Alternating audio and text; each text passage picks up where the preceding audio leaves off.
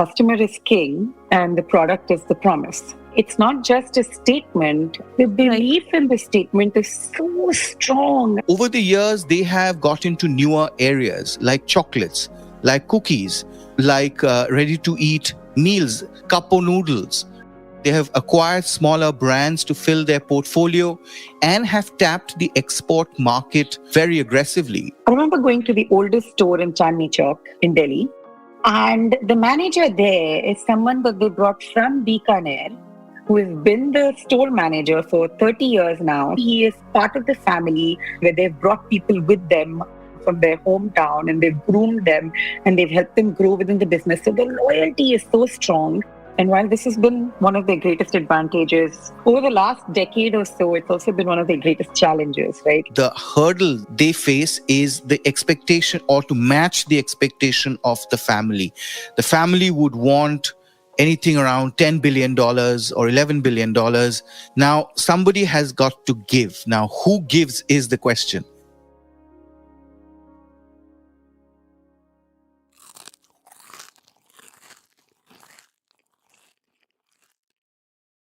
From a modest shop selling bhujia for 2 paise per kilo in the nondescript bylanes of small-town Bikaner to being wooed by the world's largest private equity funds for a colossal 70,000 crore rupees. It's the owner's pride rivals envy kind of story with large doses of family drama and top dollars thrown in. Now the other long queue is that of investors who want a big bite of Haldiram's. The consortium, led by Blackstone, the world's biggest private equity fund, along with Abu Dhabi Investment Authority and GIC Singapore, has submitted a non-binding bid to acquire a controlling stake in Haldiram's. A fierce battle is raging for control over Haldiram Snacks Foods Private Limited as titans of global finance compete for dominance in India's snacking empire. Last week, Bain and Temasek made a non-binding offer valuing Haldiram at a whopping $8 to $8.5 billion, emphasizing Haldiram's strong position in the India snack and convenience foods market. As the 87-year-old multi-billion-dollar Haldiram turns the hottest corporate story this election season, we trace the journey of the Haldiram Agarwal empire, what makes them different from other business families, and importantly, what will it take for this business to thrive in this age of Six Sigma. I'm delighted to bring in Pavitra Kumar, author, entrepreneur, and marketing specialist, who wrote the book Bhujia Barons on the Haldiram Agarwal family. A book that brought to light the family's grassroots beginnings with no legacy, astute consumer centricity, and razor-sharp focus on distribution, expansion, and innovation. Also, court cases, messy splits, bittersweet relationships between fathers and sons, ownership disputes, litigation, and trademark battles along the way, and now to GenNext. I also have with me my colleague and associate editor of the Economic Times, Arijit Barman, who's been on top of all the mega-dollar bids for Haldiram's, as he has on almost all big corporate India deals.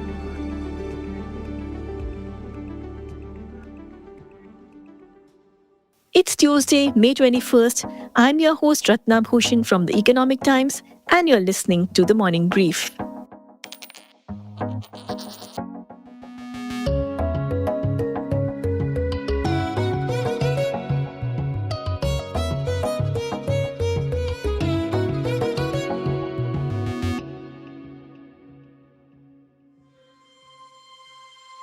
The story goes that back in 1937, Ganga Bishan Agarwal, also known as Haldiram within close circles, picked up a snack hack from his aunt, improvised the recipe, named it Dungar Seb after a well-known Maharaja of Bikaner. That began his entrepreneurial journey. But even before that, even at age 12, Ganga Bishan had begun modifying what he saw at his father's bhujia business, giving it more contemporary twists like thinner dough. As Ganga, the young entrepreneur's bhujia sales started to touch 200 kilograms a week, astute marketing dynamics kicked in and he jacked up the price from 2 paise per kilo to 25 paise. The rest, as they say, is proverbial history. 87 years on, the sprawling Haldiram business now spans Delhi, Nagpur, and Kolkata, over 500 products, and in 100 countries. A merger of two factions of the business, Delhi and Nagpur, is underway, as cleared by the Competition Commission of India, which paves the way for transition and the world's largest funds queuing up with top dollar checks. So what makes Haldiram so attractive? Is an IPO a possibility too? Could challenges still exist to a potential transaction, considering the group's massive and somewhat fragmented assets, manufacturing plants, and international operations? Here's Arijit explaining the fine print. I think from 2016-17 onwards, several private equity firms, I can remember General Atlantic, Bain Capital, TA Associates, Warburg, Everstone, at various points in time have reached out to the Agarwal family to buy into Haldiram for firstly a minority stake. Some even wanted a controlling stake. Around 2018-19, for over a year, there were extensive reporting that we had done on when Kellogg's was actively engaged with Haldiram's, first to buy 51%, then it became a 49%, then it became 26%, and then obviously it fizzled out. Then we've seen Tata's flirting with Haldiram's. Indra Nui, when she was the boss of Pepsi globally, she wanted to buy Haldiram for further bulking up PepsiCo's snacks portfolio in India. Those talks also didn't work out. But now what has fundamentally changed is two things. Earlier, there were three distinct factions of the family who operated in different zones. Nagpur handling west, Delhi handling north, and the east was a third division of the family who were headquartered in Kolkata. Now, all of them managed their empires independently. The brand was held in another family entity, and all the three factions had rights over it.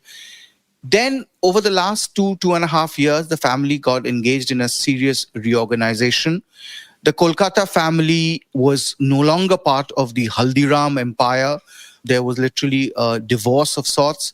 The North and the West decided to combine their snacks operation and demerge the QSR or the restaurants business. So when you combine and when you become one, then obviously you streamline your systems, processes, and operations, and you become a significantly scaled player. One major step has already been overcome, which is the CCI regulations came in last year. Now we're waiting for the court because it is a court NCLT approved merger process. It takes time, probably 3 or 4 months more to go. And the other thing I would say which has changed is the fact that it's very clear now that the GenNext is not as passionate as the current members of the Agarwal family, the founding family behind Haldiram's, this 87-year-old brand. They would rather do other things than focus on this business, and which is probably why chances of a transaction happening now is far more than before. Okay, very interesting. The key words are reorganization and streamlining of a very large organization. So is an IPO a next inevitable step? Is that something that is possible too?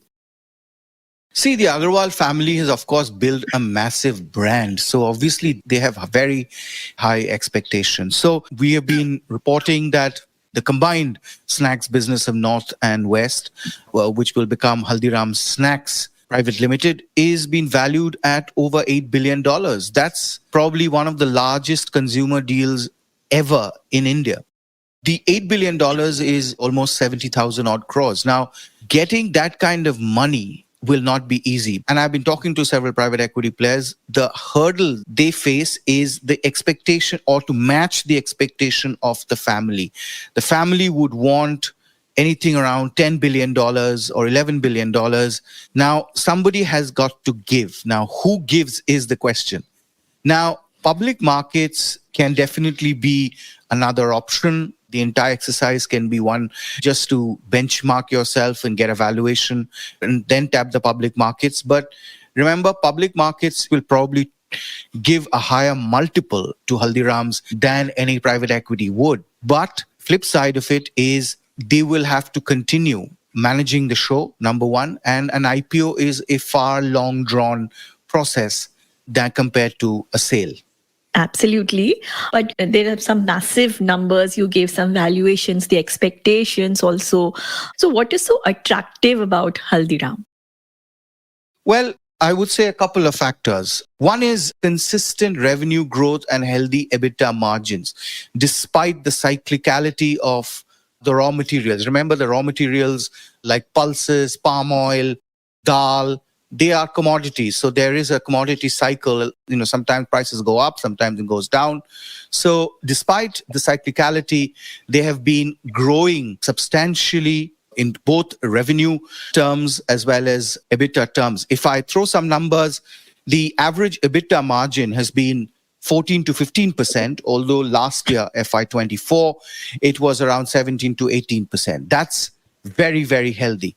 Similarly, the revenue growth has also been 18% revenue growth on a 5-year CAGR terms.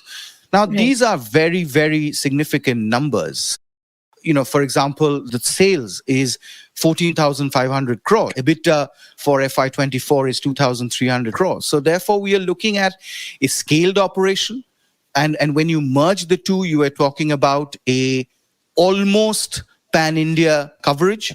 Because, mind you, most rivals are regional players. For example, Bikaner, which is a listed entity, just 3 states, Rajasthan, Assam, Bihar, contribute 70% of revenues.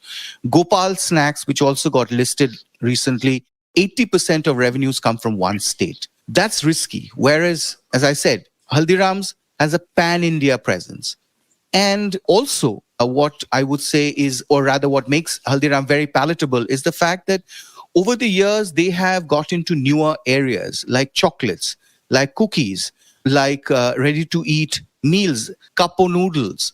They have acquired smaller brands to fill their portfolio and have tapped the export market very aggressively. Currently, their export stands at around over 100 countries, including countries like UK, US, which has significant Indian diaspora.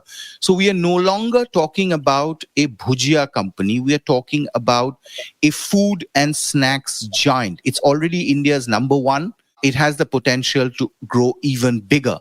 So all these factors, I would say, make it a very, very appetizing and compelling proposition. Right.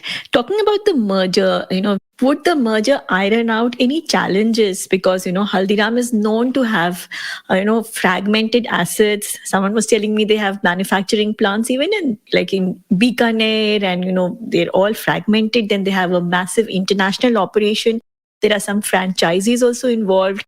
So do you think the merger would iron out all these challenges for a potential deal, or these could still be hurdles to, a transaction? No, I think the merger would iron out most of these things that you're talking about, the operational issues or logistical issues. And that's what's happening. PwC has been engaged with the family for a long time, helping them in whether it's ERP implementation, SAP implementation, streamlining operations. So that's already underway. And for the first time, the company has also appointed a professional CEO who's come from Dabur. So these are telltale signs that things are moving in the right directions, and the merger would definitely streamline much of these operational and logistical issues. Right. Arijit, finally, what about the QSR business? Because restaurants is it another entity altogether? Is it a separate entity? And would it figure in this entire transaction? Oh, no. So as part of this family reorganization, it's only the snacks business which is coming under one roof, but the QSR business is being hived off or demerged, and it will remain with the family. I think the GenNext wants to continue with that. And mind you, that is also a very scaled operations. If I'm not mistaken, it is the largest QSR chain in the country at around 1,800 crore top line. I don't see any other QSR even close to that number. So QSR bit is not part of this transaction as of now. It's unlikely to be because I think the family wants to retain that. And so right now, the focus is purely on the snacks business, which itself is quite a mouthful. It's also important to understand the inner workings of Haldiram's, its core, crux, and conflicts. And for that, I have with me Pavitra. She joins me from her current home in the United States with fascinating details she encapsulated in her book, Bhujia Barons, which traces the journey of a modest Marwari family, the vision of Ganga Bishan Agarwal or Haldiram making giant and unapologetic strides to now the fifth generation, taking forward the rise of this homegrown brand, all along with closely guarded family recipes. I started by asking Pavitra her takeaways from the experiences of chronicling the Haldiram saga. I think there are some really key takeaways here. One of the biggest ones is customer is king and the product is the promise. It's not just a statement. I mean, I have been to all of their plants and all of their facilities and all of the divided groups that fall under this umbrella. The belief in the statement is so strong. I mean, that customer-centric focus, where they are engaged in conversation, where they have a pulse of what flavors are things that the customers love, just tiny changes in spices, what is the mixture of the moment, what mithai they're going to love. And they are so in tune and so focused on delivering just what the customer's palate wants in that moment, right? I think the second one that really struck me was, so I've been in marketing now for 15 years and, marketing mostly is very push-based, right? I mean, growing up in India, we've seen Maggie ads, we've seen all sorts of ads, but Haldiram's ka koi ad nahi dimag mein pop hota hai. While it's a brand, while it's a food that we've all eaten, it's not something that they have campaigned for. They haven't spent a lot of marketing dollars. They haven't spent much ad dollars. They barely had a PR team when I was researching and interviewing less than a decade ago, which is 2015, and they were already such a huge MNC. Yes. And so their main focus has been distribution. That focus has just been brilliant, where they are so careful about where they spend their money. They haven't been afraid of, logo ko acha lagega, kaise spread kare naam. They have really focused on the grassroots of, I am going to get into that smallest, farthest town in Assam, and I'm going to sell my product there. So I think that distribution focus is pretty incredible. And then I think the last one for me is, their greatest strength is that they're a family business, because from that comes a ton of loyalty, a ton of pride, and a ton of trust in all the members in your business. I remember going to the oldest store in Chandni Chowk in Delhi, and the manager there is someone that they brought from Bikaner, who has been the store manager for 30 years now, so he knows the pulse on the street. But he is someone that they brought from Bikaner. To them, he is part of the family. This is how each and every of their stores in Delhi has grown, where they've brought people with them from their hometown, and they've groomed them and they've helped them grow within the business. So the loyalty is so strong. And while this has been one of their greatest advantages, over the last decade or so, it's also been one of their greatest challenges, right? I feel it's continuous effort for them to grow beyond being a family business and let other locus of control come in for the good of the business. And so, yeah, I think there's a lot to learn from here, that they did survive for so long, but the only way forward is great succession planning. Speaking of succession and other factors that are integral to a family business, Pavitra, your book also traces some of the skirmishes in the Agarwal family. Would you talk about those? It's really interesting. So, okay. Ganga Bishan Agarwal created or innovated and developed bhujia the way we know it, in 1937. It was like this family business. Everybody had ownership. And so as long as it was in Bikaner, the status quo was maintained. Then when, a friend invited them to Kolkata to say, hey, this is amazing, you've got to try your products here, and this is a growing market, that's when things started getting a little tricky. So Ganga Bishan had 3 sons, with 2 of them really involved in the business, Moolchand and Rameshwar Lal.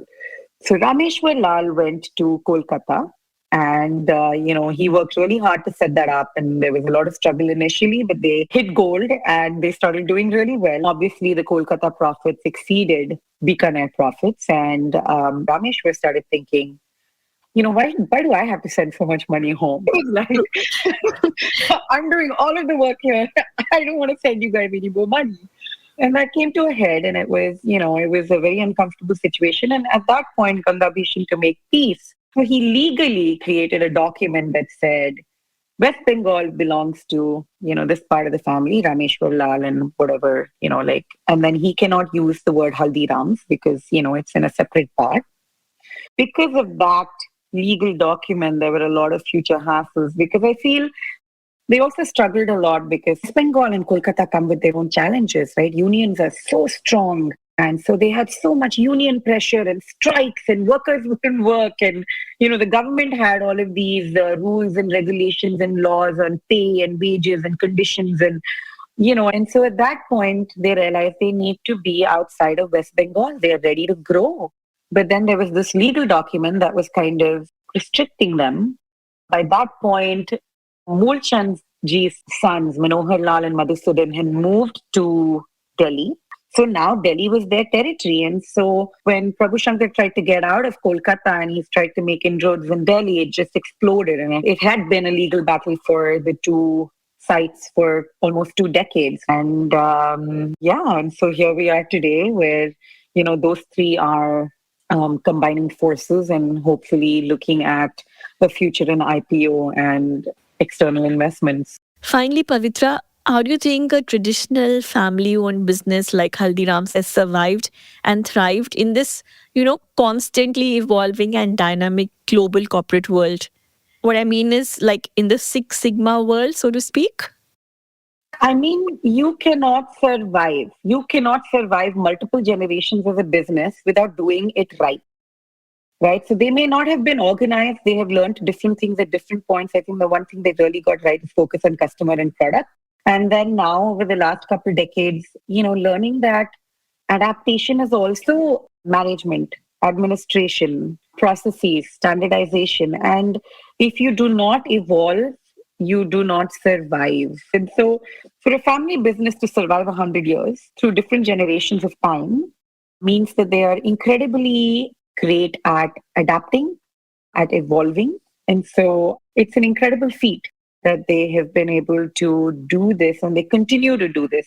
So Six Sigma is, it's processes, but for people to understand and accept that these are the changes that our company needs today and to implement it right away, those are the important factors. I feel that's just an incredible journey, and I'm really happy that they are where they are right now. A family with astute business acumen but small street corner beginnings to now a business worth some 1,000 crores can surely teach the storied multinationals a thing or two. Many large food companies have faltered in India, a country of massive opportunity and 1 billion consumers. Some have remained reasonably small or mid-sized despite having large businesses overseas. Kellogg, Danone, Heinz, to name a few. Haldiram's FY24 revenue of the combined snacks business is expected to be a massive 14,500 crore rupees. The business itself has seen a compound annual growth rate of 18% in revenue over the past 5 years. A portfolio of snacks, namkeens, sweets, ready-to-eat and pre-mixed foods and beverages, as well as forays into cookies and chocolates, makes the business the top draw that it is, and seals possibly India's largest private equity deal in months to come. That's all for today. We hope you liked listening to this episode. Haldiram declined participation in this podcast. You've been listening to The Morning Brief, and I'm your host Ratna Bhushan. This episode was produced by Suroini Jain. Sound editor Rajas Naik. Executive producers Anirban Chaudhary and Arijit Barman. The Morning Brief drops every Tuesday, Wednesday, Thursday and Friday. Do tune in to ET Play for all audio content, including The Morning Brief.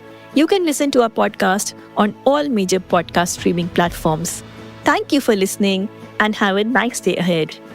All external sound clips in this episode belong to their respective owners. Credits are mentioned in the description.